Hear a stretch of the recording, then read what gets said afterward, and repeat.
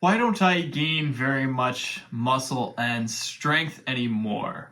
This is actually a bit of a misnomer because I would like to make it very clear that I personally do continue to see consistent gains, even as somebody who has been lifting for close to 20 years, and of course as somebody who knows quite a lot about health and fitness and has been working professionally in the field for over 10 of those years.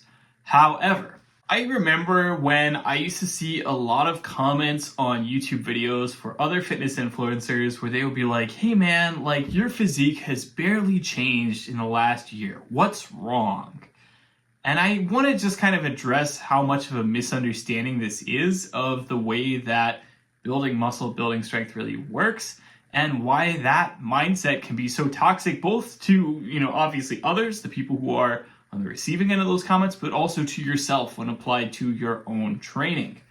So the reality is that when you are training for muscle, for strength, for endurance, for any physical quality, there are going to be strong diminishing returns to additional training, meaning that as you get more and more advanced, as you get more and more experienced, it is going to take longer and longer training, more and more training over time in order to continue to see the same unit of result. Which is to say that if it takes you, say, X amount of time to put 10 pounds on your bench press right now, then it's going to take much more time in the future because you are going to be closer and closer to your theoretical genetic potential, where you start to experience the effect of diminishing returns.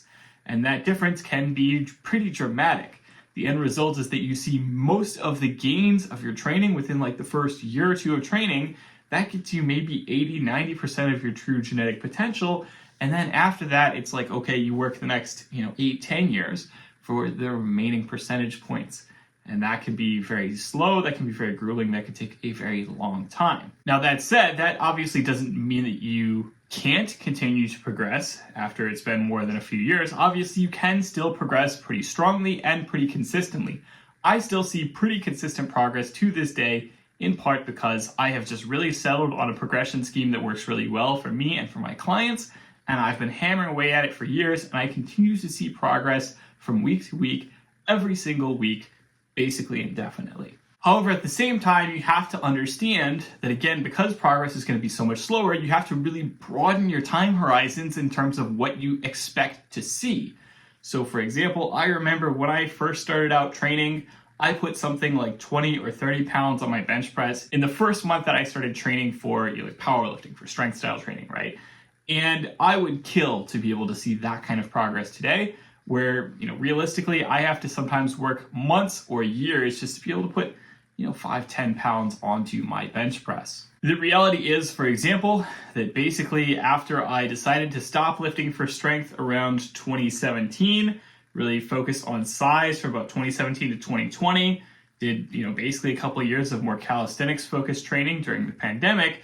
And now just picking strength back up, I've spent about 1.5 to 2 years basically getting back to where I was in 2017. And now I'm making, little slow incremental progress every single week. I am still setting tiny little itty bitty PRs in terms of my volume, in terms of the amount of training that I'm doing per session and so on.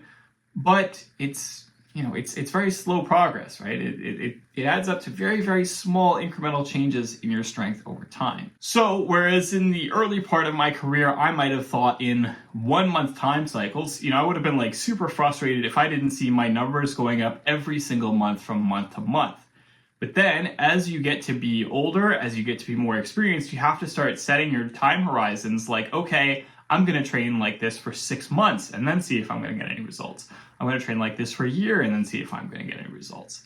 And another thing that happens, particularly when it comes to training focused on building muscle mass, obviously similar to strength, that slows down quite a lot too, is that muscle mass is also dependent on your diet cycles. So as a lot of folks probably already know, when you're training as a bodybuilder, you're alternating bulking and cutting cycles so you can benefit from gaining as much muscle mass as possible during a bulk when it's sort of an optimal situation for your body to build as much muscle mass as possible. But then you also put on some extra fat. And then, of course, you later on do a cut where you cut all that fat off while trying to maintain as much of that muscle as you built as possible so that you can have a really great physique, right? When you talk about somebody who is a natural bodybuilder who does not have the benefit of chemical assistance to be able to make all of this a lot easier, you might see that person who is essentially doing like 8 months of bulking and then like 4 months of cutting in order to prepare for, like a 1-year cycle in order to prepare for stepping on stage, right?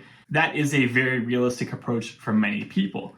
And so what you talk about in that situation is somebody who is not expecting to necessarily see the results of their effort for the next 12 months, realistically. And that's because, if you know that your training is right, if you're doing everything the right way in terms of eating enough protein, eating the right calories, and so on, you know that the end result is that you're going to have more muscle mass when you get lean 12 months from now, and you are going to look better. But, if you were somebody who had to sort of accept this on faith because you've not done this before yourself, and so you don't have this experience, and so you just don't know what it's going to look like 12 months from now when you do a full, proper bulk and cut cycle, right? That's not necessarily going to be something that you're going to be able to see any results on, because of course you're building muscle mass for those first 8 months, but also you've got a decent layer of fat on top of it, so you can't really see that very easily. And then of course you start leaning out, and it takes a decent amount of while before you really cut off enough of that fat before that muscle starts to become visible. So again, you're basically working for like 12 months with no visual confirmation that anything that you're doing is working at all, right? And so that is very much the sort of mindset shift that has to happen as you get more experienced, as you get stronger, as you build more muscle, is that it's going to be slower, it's going to take longer to see results, and it could take, again, months or years to really see serious additional results that you can actually measure or see with your eyes. And to me, that's normal and that's good. I enjoy it. I enjoy training at this point in my life. I enjoy just being able to, again, make itty-bitty tiny little incremental improvements from week to week in terms of my training. And I know that it's going to add up over time, so I don't sweat the details. I know that everything works well because I've been through this exact routine, this exact cycle, so many times in the past that I know it's going to work and I don't have to worry about that fact. But it does mean that, of course, the instant that you get above, say, like 15% body fat when you're bulking, and you're somebody who's on social media, you start getting all kinds of comments that are like, oh, like you've let yourself go, you look like garbage, oh, you don't have any muscle mass, etc. And then, of course, the instant that you get down below, like 12% body fat again, maybe like a year from now, whatever, that's when people start going, oh, like your physique looks great, oh my God, etc. And that's the reality of the situation, right? And that is a big part of the problem, is that it's framed around this expectation that social media, figureheads, influencers, fitness influencers, YouTubers, whatever, should be as lean as possible, as jacked as possible all the time, as opposed to being real normal people who have to go through bulking and cutting cycles in order to look good. People who, maybe have to take a few months off of training to relax and focus on other things in their lives before they resume hard training again, right? The reality is that there is this expectation on the internet that you are 100% at your best all the time, and that's not the reality for most people. And of course, that creates not only that unrealistic expectation for the person online, the influencer, etc. Again, it's in that example earlier, like, why hasn't your physique changed that much in a year, etc. But that also creates this unrealistic expectation for, the individual, right? The individual person who consumes this content on the internet, sees these kinds of comments and assumes it must be normal or natural, that you can be at peak strength year round, that you can be at your peak of your physique year round. Those things are not possible. The reality is that there are ups and downs to any part of the process, and it takes a long amount of time for those ups and downs to average out to something a little bit higher than they were necessarily the year before. So, the question, why haven't you changed very much in a year?